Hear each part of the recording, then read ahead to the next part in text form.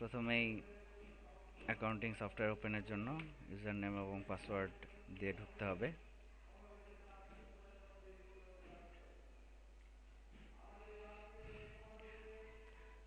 ঢোকার পরেই ইনিশিয়াল যে উইন্ডোটা দেখা যাচ্ছে, এখানে হাতে বাম পাশে মেইনটেনেন্স, অ্যাকাউন্টিং, ব্যাংকিং, ইনভেন্টরি এবং সিআরএম অপশনগুলো আছে। মেইনটেনেন্স থেকে ফিনান্সিয়াল ইয়ার তৈরি করা যায়, বিভিন্ন অর্থ বছর, এটার স্টার্টিং এবং এন্ডিং ডেট দিয়ে ফিনান্সিয়াল ইয়ারগুলো তৈরি করতে হয়। নতুন নতুন প্রজেক্ট বা ব্রাঞ্চ তৈরি করতে হলে এখানে কোম্পানি সিলেক্ট করে অ্যাড নিউ, এবং এখানে প্রজেক্টের নাম দিয়ে address, phone number fill up করে সেভে ক্লিক করলে এখানে নতুন একটা ব্রাঞ্চ অথবা প্রজেক্ট তৈরি হবে। এর ফলে ইন্ডিভিজুয়াল ব্রাঞ্চের individual account, balance sheet, trial balance, income statement সব কিছু আলাদাভাবে পাওয়া সম্ভব হবে। ক্রিয়েট অ্যাকাউন্টিং গ্রুপ হেড, এটা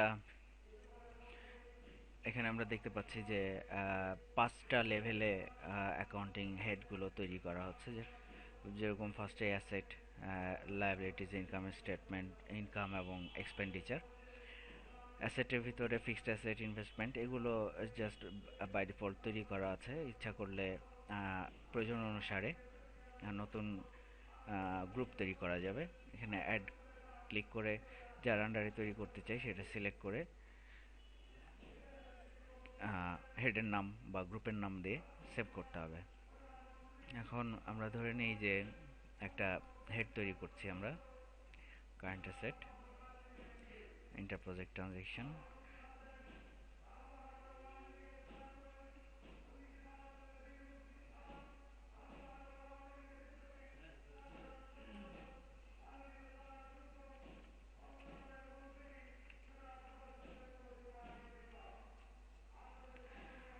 এখানে যেই অপশনটা আসছে, is it entry portion, it means এটা ফাইনালি এন্ট্রি হেড কিনা। যেরকম আমরা এখানে দেখতে পাচ্ছি অ্যাকাউন্টস রিসিভেবলের আন্ডারে একটা ফাইলের মতো, এবং একটা হচ্ছে এন্ট্রি হেডের মতো, যেটা ফাইল, তার আন্ডারে আরও বেশ কিছু হেড তৈরি করা যায়, এবং যেটা নর্মালি আইকন হাত সহ আছে। এটা হচ্ছে আপনার এন্ট্রি পোর্শন, মানে এই হেডে এন্ট্রি দেওয়া যাবে। যদি আমরা ইয়েস দেই তাহলে আমির অ্যান্ড সন্স এরকম আইকন তৈরি হলো, আর নো দিলে এটা ফোল্ডারের মতো একটা আইকন তৈরি হতো, যার আন্ডারে আরও কিছু অ্যাকাউন্ট হেড তৈরি করা সম্ভব হতো। কোনো অ্যাকাউন্ট যদি নাকি ভুল হয় সেক্ষেত্রে সেটাকে নামগুলোকে চেঞ্জ করা যায়। যেমন আমরা যেটা তৈরি করেছি মাত্র, সেটার নাম যদি আমরা চেঞ্জ করতে চাই, সেক্ষেত্রে প্রজেক্টের বা ব্রাঞ্চের হেডটাতে আগে সিলেক্ট করতে হবে। করার পরে এখানে আমির অ্যান্ড সন্স না দিয়ে আমরা যদি দিতে চাই আমির অ্যান্ড ব্রাদার্স দিয়ে আপডেট, তাহলে এইটা আমরা দেখতে পাচ্ছি যে আপডেট হয়ে গেছে। এখন এই অ্যাকাউন্টে যদি ব্যালেন্স থেকে থাকে, যে আমরা বছরের শুরুতে বা মাঝামাঝি সময় যদি কোনো একটা প্রতিষ্ঠানের অ্যাকাউন্টিং সিস্টেম ইমপ্লিমেন্ট করতে চাই, সেই ক্ষেত্রে তাদের প্রিভিয়াস কিছু ডিউ থাকে বা প্রিভিয়াস কিছু ব্যালেন্স থাকে। সেই ব্যালেন্সগুলোকে এখানে প্রথমে মেনশন করে দিতে হবে। তো সেই ক্ষেত্রে যেহেতু এটা অ্যাসেট, সো এটা একটা ডেবিট নেচারের ব্যালেন্স হবে। আমরা ধরি যে ওনার ওখানে 1,00,000 টাকা ব্যালেন্স ছিল, দিয়ে আমরা যদি এখানে আপডেট দিই তাহলে আমরা এই যে দেখতে পাবো যে পরবর্তীতে যখন অ্যাকাউন্টস আমরা দেখব তখন এই হেডের ওপেনিং ব্যালেন্স বছরের শুরুতে এই 1,00,000 টাকা শো করবে।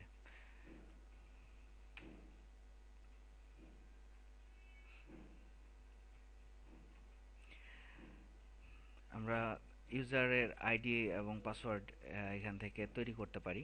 অ্যাড নিউ দিয়ে নতুন একটা ইউজার তৈরি করতে পারবো। এখানে যে গুরুত্বপূর্ণ ইস্যু সেটা হচ্ছে ইউজার লেভেল।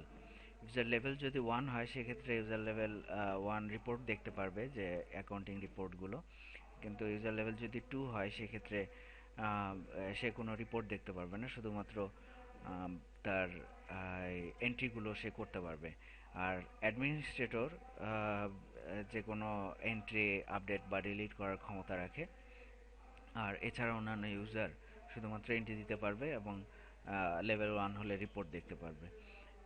যদি আমি আমার নিজস্ব পাসওয়ার্ডটা চেঞ্জ করতে চাই সেক্ষেত্রে চেঞ্জ পাসওয়ার্ডে ক্লিক করলে পাসওয়ার্ড চেঞ্জের অপশনটা চলে আসবে।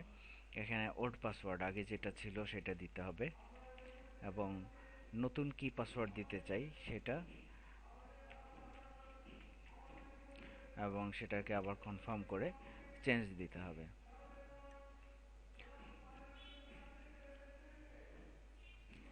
এবার আমরা অ্যাকাউন্টিং সিস্টেমে আসি। অ্যাকাউন্টিং সিস্টেমে প্রথমে যেটা আছে বাজেটিং। বাজেটিংটা যে কাজে লাগে সেটা হচ্ছে যে প্রতিষ্ঠানের বার্ষিক একটা বাজেট থাকে। সেই বাজেটটাকে আমরা রেগুলার যে এন্ট্রি সেটা এখানে দেখতে পারি। ভাউচারের বিভিন্ন ধরনের টাইপ আছে এখানে: journal voucher, debit voucher, credit voucher. Journal voucher, debit ভাউচারের মাধ্যমে আমরা খরচগুলো, এবং ক্রেডিট ভাউচারের মাধ্যমে টাকা গ্রহণ করলে এন্ট্রি দেওয়া যেতে পারে। যেমন ধরেন আমরা কনভেন্স যদি এন্ট্রি দিতে চাই, সিওএন লিখে স্পেস দিলে সেই রিলেটেড হেডগুলো লিস্টে দেখা যাবে। এই লিস্ট থেকে আপনার প্রয়োজনীয় হেডটা সিলেক্ট করে এন্টার দেবেন। এন্টার দিলেই এখানে অ্যামাউন্টটা বসাতে হবে। ধরে নেন যে 500 টাকা এখানে খরচ হয়েছে। এখানে কি পারপাসে খরচ হয়েছে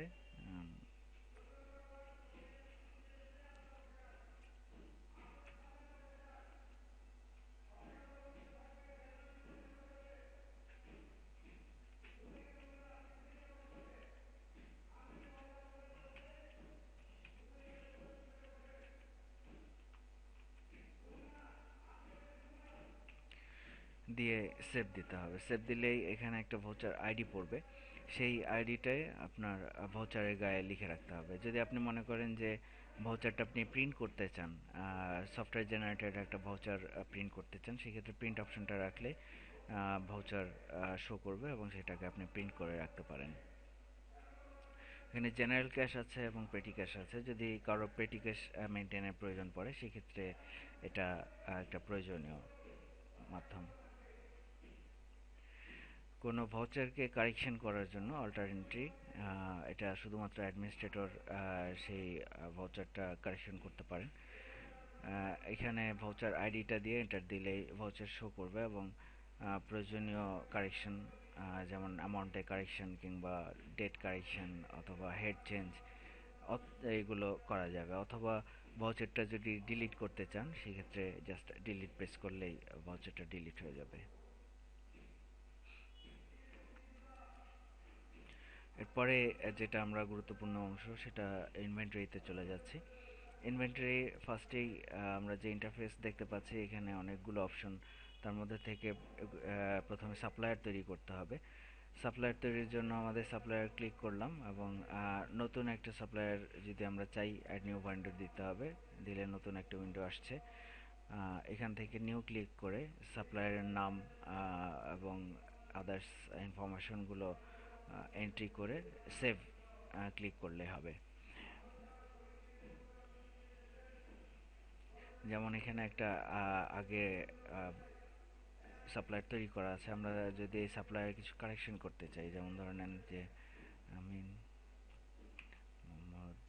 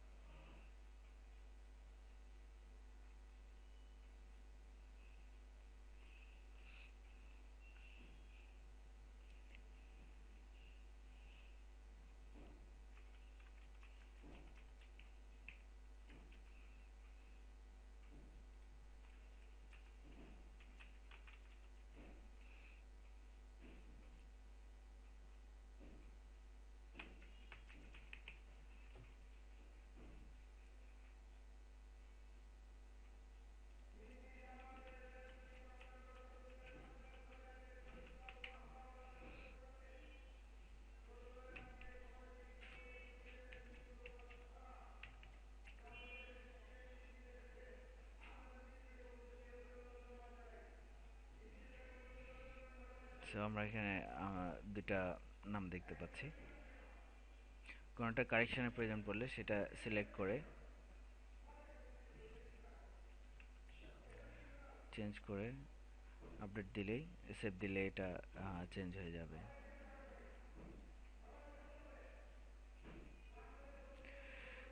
এরপরেই যেই গুরুত্বপূর্ণ অংশ সেটা হচ্ছে ক্যাটাগরি অ্যান্ড সাব ক্যাটাগরি। এখানে আহ, আপনার প্রতিষ্ঠানের যে ধরনের আইটেমগুলো আছে, যে ধরনের মালামাল বিক্রয় করা হয়, সেগুলোকে আমরা ক্যাটাগরি এবং সাব ক্যাটাগরিতে ভাগ করে ফাইনালি আইটেম করব। যদি আমরা একটা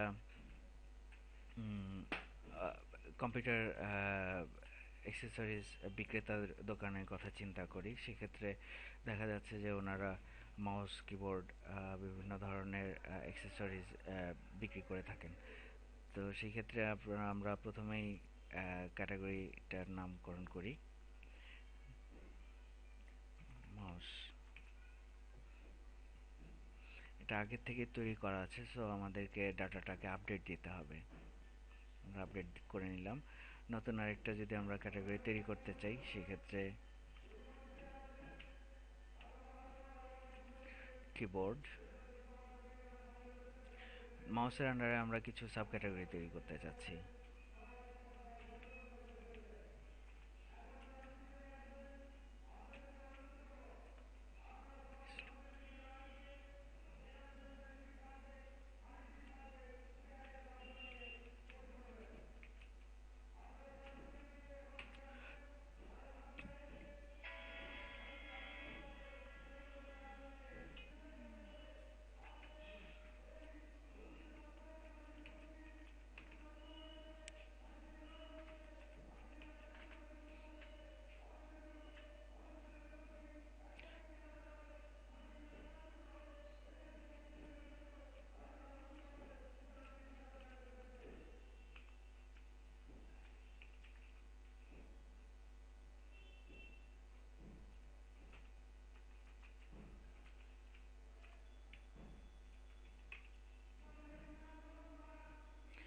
এভাবে করে প্রয়োজনীয় ক্যাটাগরি সাব ক্যাটাগরিগুলো তৈরি করে নিতে হবে। এবার আমরা আইটেমগুলোকে তৈরি করব। প্রথমে অ্যাড নিউ দিতে হবে। এখানে একটা আইটেম আইডি অটোমেটিক্যালি পড়ে যাবে। আইটেমের নেম, যেমন আমরা এখানে ব্র্যান্ডের নামটা ইউজ করতে পারি। ধরে নিই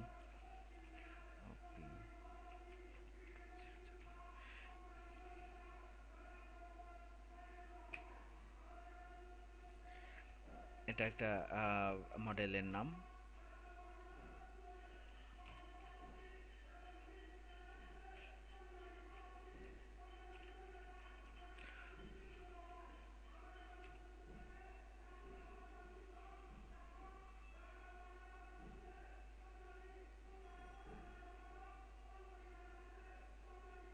এটা ইউনিট,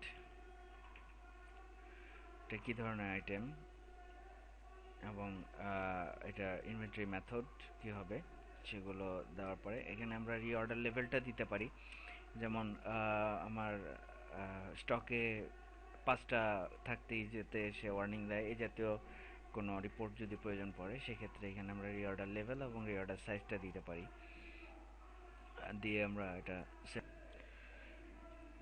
সো এভাবে করে আমরা আইটেমগুলো তৈরি করব। এখন আইটেম যদি আমার ওপেনিং স্টক থেকে থাকে, সেই ক্ষেত্রে আমাদের এখানে স্টকে কি পরিমাণ কোয়ান্টিটি আছে, ধরে নিই এখানে আমাদের 10টা আইটেম আছে, এর পারচেস প্রাইস কত, সেলস প্রাইস কত। সো এগুলো দিয়ে জাস্ট আপডেট দিলেই আপনার আইটেমের কোয়ান্টিটি, ওপেনিং ব্যালেন্স আমরা পেয়ে যাব। আইটেম ইনফরমেশনগুলো এন্ট্রি দেওয়ার পরে আমরা এখানে যে রিপোর্টটা পাবো সেটা হচ্ছে আইটেম লিস্ট। এখানে যে যে আইটেমগুলো তৈরি করা হচ্ছে এবং সেটার ব্র্যান্ড, এটা আইটেম কোড, এটা ইউনিট প্রাইস ইত্যাদি সমস্ত বিষয় এখানে চলে আসতেছে ক্যাটাগরি সাব ক্যাটাগরি অনুসারে।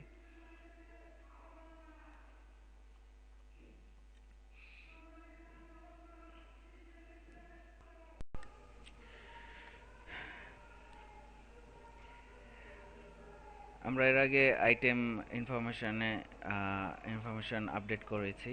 আর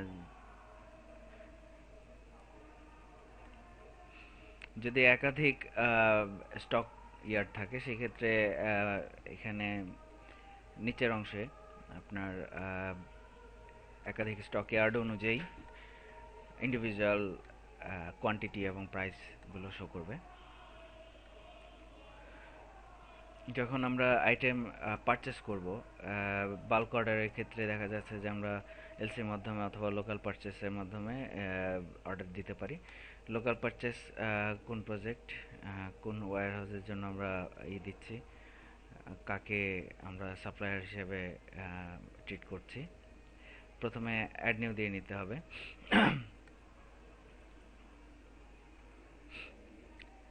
কি আইটেম কিনতে যাচ্ছি, এটা আমাদের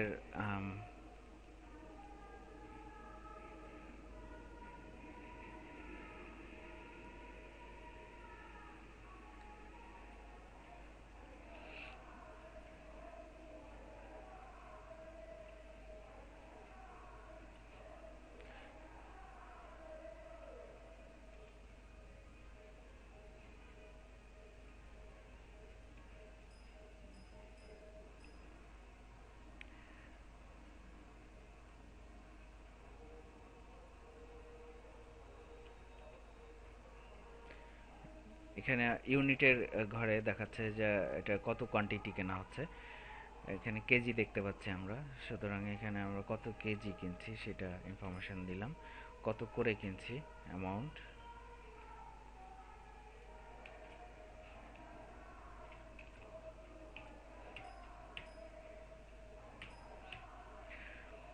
আমরা কোনো টাকা অ্যাডভান্স দিচ্ছি কিনা তাকে, অ্যামাউন্ট পারচেস অর্ডারের ক্ষেত্রে সেই ক্যাশ অ্যাডভান্সটা দিয়ে দিলে এখানে একটা পারচেস অর্ডার নাম্বার পড়বে, সেই নাম্বার দিয়ে আমরা পরবর্তীতে, এটা আসলে প্রয়োজন পড়ে শুধুমাত্র বাল্ক কোয়ান্টিটির ক্ষেত্রে। যদি আমরা ক্যাশে কিনি নর্মালি, সেক্ষেত্রে আমরা আইটেম রিসিভে সরাসরি চলে যাব। আগে যে আমরা পিও নাম্বারটা পেয়েছিলাম, এখানে পিও নাম্বার দিলে অটোমেটিক্যালি ডিটেলস চলে আসবে যে কতগুলো পারচেসের অর্ডার ছিল। আমরা ধরে নিই যে কোনো ছিল না, পারচেস অর্ডার ছিল না আগে। সো এখন এখানে আমরা ইনভয়েস নাম্বার, যে ক্যাশ মেমোর মাধ্যমে যে মেমোটার মাধ্যমে পারচেস করা হয়েছে সেই মেমো নাম্বার এখানে আমরা দেব, কোন স্টকে ঢুকতেছে, কে দিয়েছে, কবে রিসিভ করা হয়েছে, আইটেম কোড, অথবা আমরা ওই ক্যাটাগরি সাব ক্যাটাগরি সিলেক্ট করেও আসতে পারি যে কি জিনিস কেনা হচ্ছে। Mustard oil, mustard oil,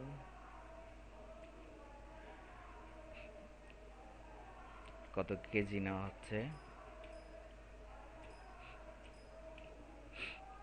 so এখানে গ্র্যান্ড টোটাল এসে গেছে এত টাকা। এখন আমি যদি এটা ক্যাশে দিয়ে দিই, যে টাকাটা মাল পাওয়ার সাথে সাথে আমরা ক্যাশ দিয়ে দিচ্ছি, সেক্ষেত্রে এখানে ক্যাশ অ্যামাউন্ট বসবে। যদি ব্যাংকের মাধ্যমে পেমেন্ট করা হয় সেক্ষেত্রে ব্যাংকে অ্যামাউন্টটা বসবে। আর যদি আমরা কোনো টাকাই পেমেন্ট না করি সেক্ষেত্রে সরাসরি সেভ দিয়ে দেবো। তাহলে এটা আপনার পার্টি সাপ্লায়ার লেজারকে আপডেট করবে এবং আমাদের কোয়ান্টিটিও বেড়ে যাবে। Do want to save? Yes. এখানে একটা আইডি নাম্বার পড়েছে। এখানে রিসিভ পেমেন্টস আছে, এই রিসিভ পেমেন্টসের মাধ্যমে আমরা পেমেন্ট করছি সাপ্লায়ারকে।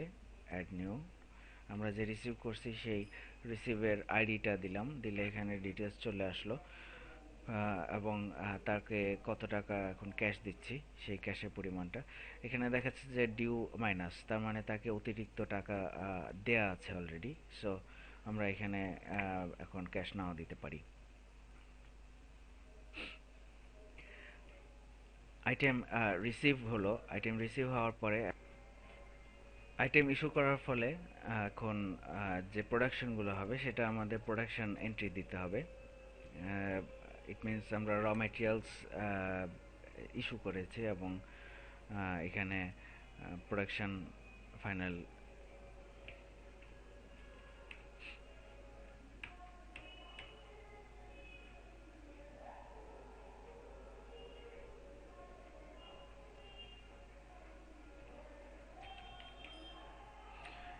কতগুলো কোয়ান্টিটি প্রোডাকশন হয়েছে, এটা প্রোডাকশন কস্ট কত, সরি ফার্স্টে আমাদেরকে অ্যাড নিউ দিয়ে নিতে হবে সবসময়।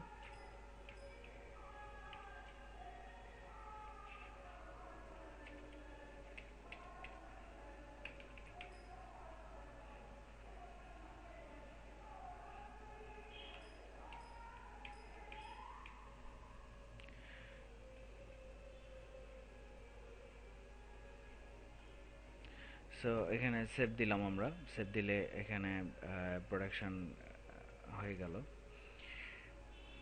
এবার আমরা আইটেম ডেলিভারি করতে পারবো। এই আইটেমটাকে আমরা দেখলাম যে আইটেমটা ফ্যাক্টরিতে উৎপন্ন হয়েছে। এখন ফ্যাক্টরি থেকে এটাকে অবশ্যই আমাদেরকে হেড অফিস এ ট্রান্সফার করতে হবে, কেননা সেল হচ্ছে হেড অফিস থেকেই।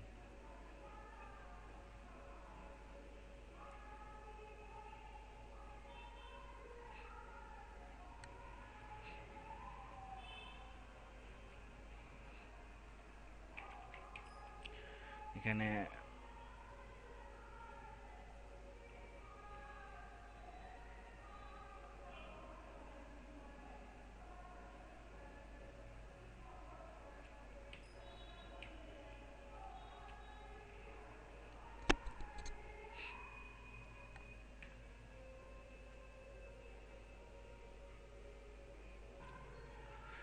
প্রোডাকশনের সময় অবশ্যই আমাদেরকে ফার্স্টে অ্যাড নিউ দিয়ে নিতে হবে এবং এখানে কোথায় প্রোডাকশন হচ্ছে সেটা সিলেক্ট করতে হবে। প্রোডাকশনের কোন ওয়্যারহাউসে সেটা স্টোর হচ্ছে।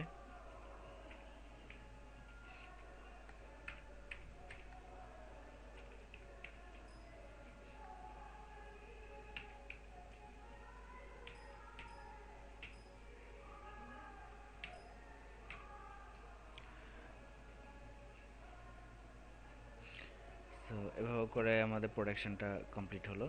এখন আমাদেরকে প্রোডাকশন করা মালটা হেড অফিসে ট্রান্সফার করে নিতে হবে।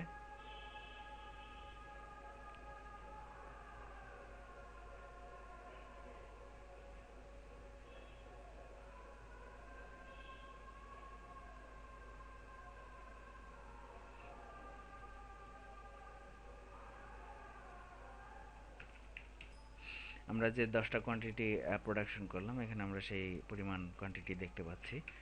সো সমপরিমাণ কোয়ান্টিটি অথবা কম বেশি কম ট্রান্সফার হতে পারবে, বেশি ট্রান্সফার হতে পারবে না।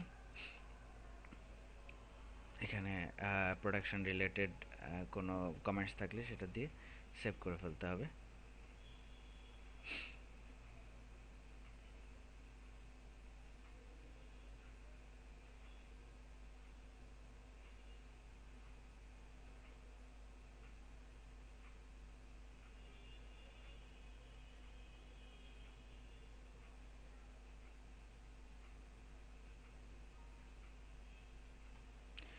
সো ডাটা এখান থেকে ট্রান্সফার হয়ে গেল, total 10 piece from factory to head office.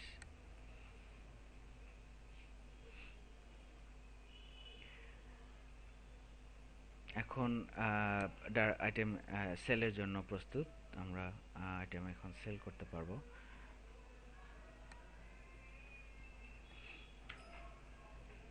Main stock থেকে যাচ্ছে, কোন কাস্টমারকে আমরা দিচ্ছি,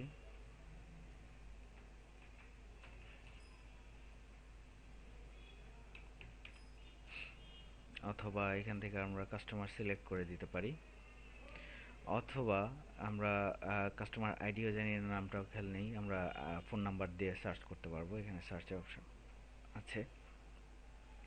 কার মাধ্যমে সেল হচ্ছে,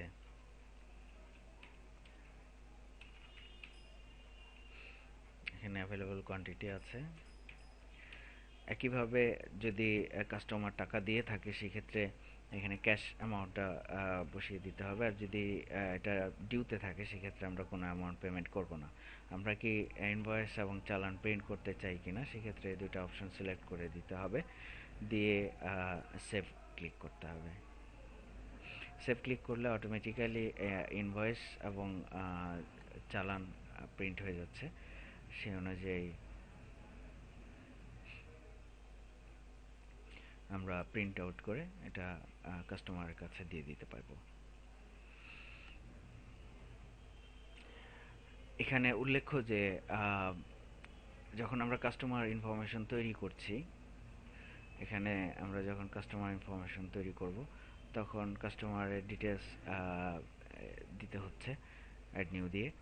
এবং এখানে সবচেয়ে বড় বিষয় যেটা, সেটা হচ্ছে যে ডিসকাউন্ট অন এমআরপি অর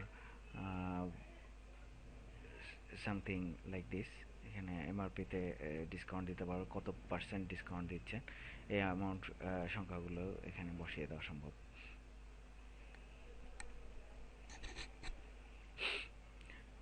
এই সেলস এমআরপি বা পার্সেন্টেজটা দেওয়ার ফলে যখন আমরা সেল করব তখন অটোমেটিক্যালি এখানে ডিসকাউন্টের অপশনটাও শো করবে। একইভাবে আমরা যেভাবে পেমেন্ট করলাম, রিসিভের ক্ষেত্রেও কাস্টমার রিসিভ ডেলিভারি আইডিটা দিলে সেই ডিটেলসগুলো এখানে চলে আসবে এবং আমরা ক্যাশ রিসিভ করতে পারবো।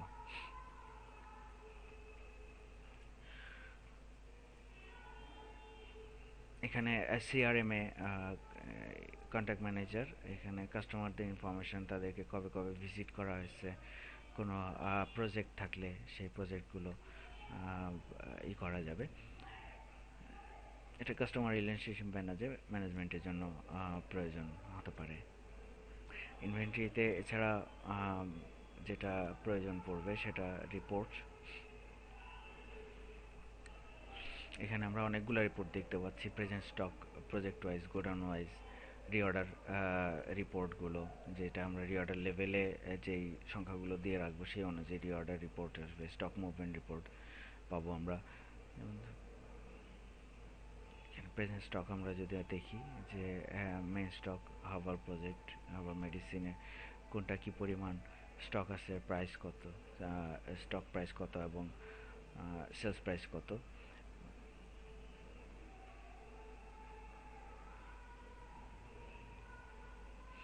একদম শেষে আমরা স্টকের গোডাউন ওয়াইজ স্টকের প্রাইসটা দেখতে পাচ্ছি।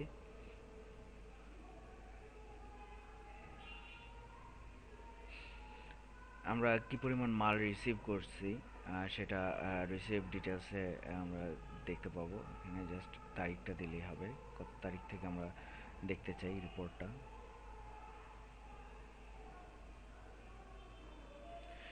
এখানে দেখা যাচ্ছে যে ভেন্ডর অনুসারে এবং ডেট অনুসারে, ভাউচার অনুসারে কবে কি কি মাল রিসিভ করা হয়েছে তার একটা ট্রানজ্যাকশন রিপোর্ট।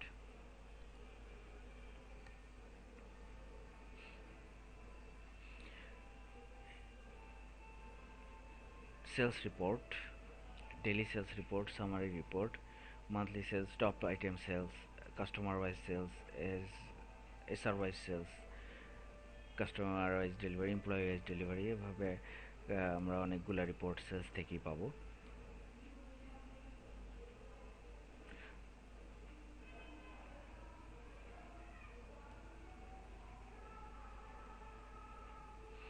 এখানে কাস্টমার অনুযায়ী আমরা দেখতে পাচ্ছি যে কে কবে কত টাকার মাল পারচেস করেছে। আমরা যদি ডবল ক্লিক করি তাহলে তার সম্পর্কে ডিটেলস দেখতে পাচ্ছি আমরা এখানে।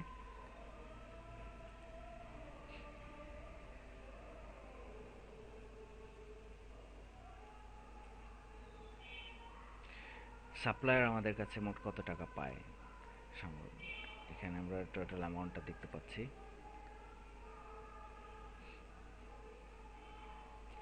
কাস্টমার ডিউ লিস্ট, আমরা কোন কোন কাস্টমারের কাছে কত টাকা পাবো।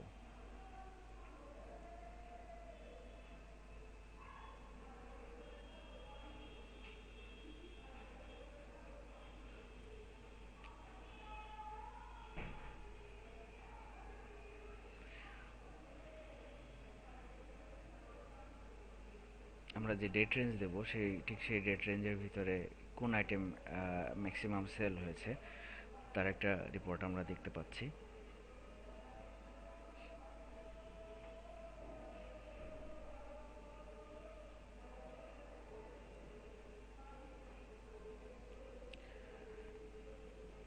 এছাড়াও আমরা কাস্টমারদের কাস্টমার সাপ্লায়ার লেজার পাবো এখান থেকে।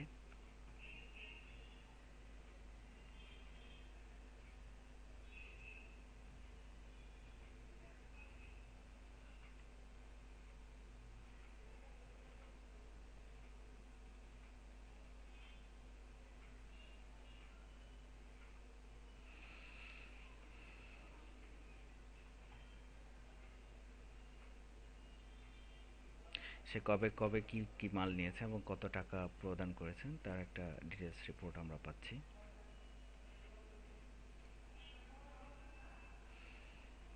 একইভাবে সাপ্লায়ারও পাবো, আমরা আইটেম অনুযায়ী লেজার পাবো। So, এখন আমরা অ্যাকাউন্টসের যে দিকে যদি যাই, আমরা যে পারচেস অথবা সেলস করছি সেটা অটোমেটিক্যালি অ্যাকাউন্টসকে হিট করবে। সো সেখানে নতুন করে আর ভাউচার এন্ট্রি দেওয়ার প্রয়োজন পড়বে না।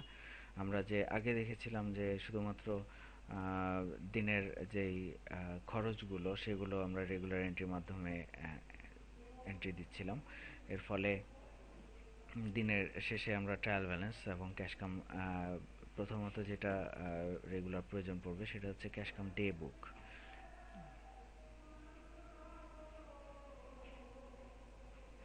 আজকের দিনে টোটাল কত টাকার লেনদেন হয়েছে এখানে সেই চিত্রটা শো করবে। ওপেনিং ব্যালেন্স কত ছিল এবং ক্লোজিং ব্যালেন্স কত আছে দিনের শেষে। এটা প্রত্যেক দিন প্রিন্ট করে অ্যাকাউন্টেন্ট এবং ম্যানেজারের সিগনেচারে মাধ্যমে ফাইল আপ করে রাখতে পারবেন।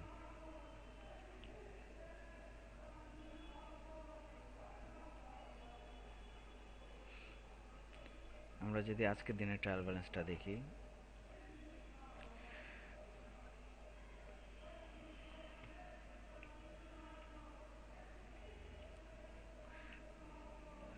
তাহলে আমরা দেখতে পাবো যে এখানে তিনটা অপশন আছে। একটা হচ্ছে যে ওপেনিং ব্যালেন্স, পিরিয়ডিক্যাল ট্রানজেকশন এবং ক্লোজিং ব্যালেন্স।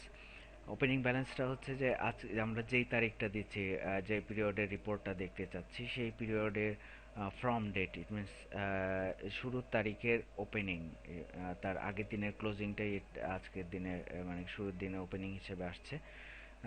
এবং ওই সময়ের ভিতরে যে ট্রানজেকশন হচ্ছে এবং আফটার দ্যাট ক্লোজিং ব্যালেন্স কত, সেটা আমরা এখান থেকে টোটাল একটা চিত্র দেখতে পাই।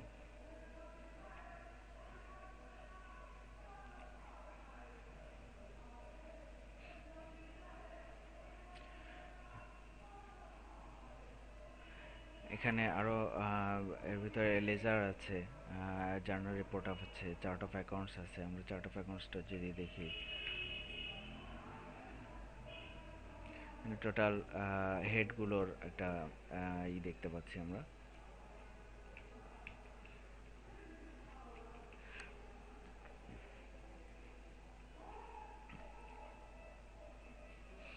আমরা যদি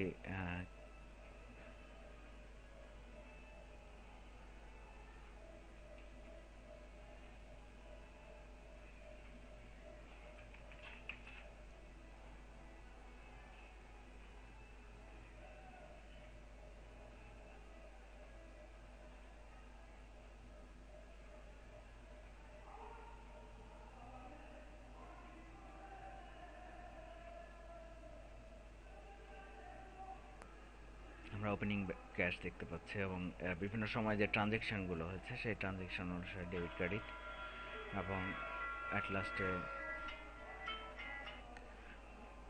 টোটাল ব্যালেন্স কত আছে সেটা আমরা দেখতে পাবো। এটা একটা সাবসিডিয়ারি লেজার।